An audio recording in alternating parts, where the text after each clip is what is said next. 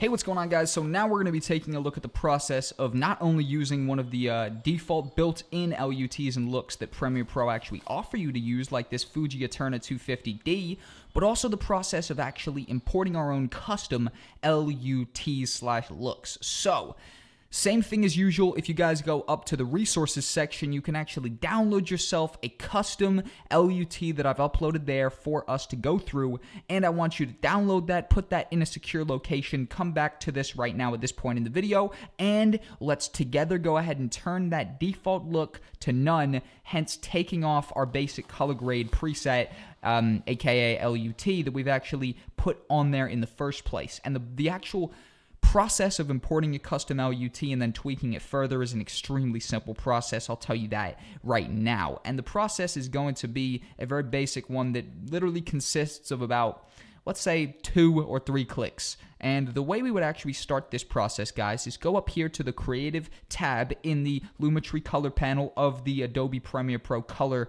tab here at the top. And let's just go ahead and click that drop-down menu for the looks, where we would originally be greeted with all of our preset built-in LUTs and looks. And it's a very simple process that we would simply go up here to Browse, sort of like the obvious thing that you'd be drawn to in this situation here. Click Browse, and then let's just go ahead and actually find ourselves that LUT, in which case, for me, it's going to be this one, and for you, it will be this one as well, of course, except for you, it might not be obviously in this example folder, because this is just my example folder for this whole course. For you, it's going to be wherever you actually put it in the first place. So let's just go ahead and click that and make sure it's selected and press open. And as you can see right away, we have a totally different color scheme that has been added here. And the reason I chose this one is because it's a good example of the fact that not every time you're going to want to leave this on 100. For example, this right here looks pretty crazy. My lips look super red right there. My face looks pretty red as well. Everything looks quite amplified and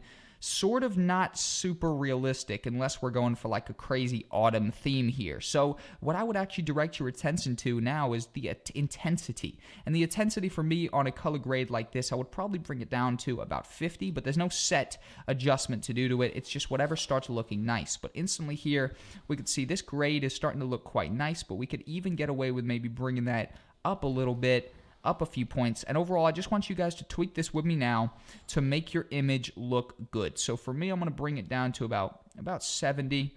Yeah, I could probably just type 70 in there. And if we give this a play right now, this is a very nice color graded image, and it is only on about an intensity of 7 using a color correction or a color grading cinematic LUT that we've actually imported together right up here at the top. And you can take these LUTs to a next level, of course, by even going further. For example, let's say, this LUT, what's something I maybe don't like about it? Maybe it's a little bit too sharp. For example, we could go down here to our fade film option and maybe just start bringing this up a little bit. So you see on 100, that would be obviously the maximum. 0, that would be 0. We could actually meet somewhere in between that just starts to add a nice complement to the color scheme of this image. For example, like a small 16 or 15% fade like that, where instantly you can see that it is quite nice. It is added a fade. If we turn this to 0, we can see it has definitely done something. But if we put that back on 15, it has not done enough to actually kind of mess up our eyesight and overall our focus on the subject of the image, which is at the end of the day me leaning in here, hitting the tree, and then looking behind these trees. And overall, we can, further this cinematic LUT or this cinematic look by tweaking not only the basic adjustments that they give you the option to tweak within the creative panel here, but also say for example, even though this is a color grade right here, say we even need to color correct our color grade, which sounds like a tongue twister there, but I assure you, say we left this on 100, right here we might need to color correct our color grade if we wanted to leave that on 100, seeing as some of these colors are a little bit too amplified, in which case we could actually venture back into the basic correction panel if you didn't want to simply drop these the intensity here, which would definitely do a color correction in itself. But if we wanted to actually venture back into the correction panel, we could then take it a step further and start tweaking stuff even more to actually, for example, bring down certain tones like the reds here. Maybe we could bring that a little bit more towards the green, or any number of different different tweaks that we could actually do to this, and it really is all about just creating the nicest looking color scheme and overall the nicest looking visuals via a good balance between a color correction and a creative panel color grade. Now, I don't always use a LUT.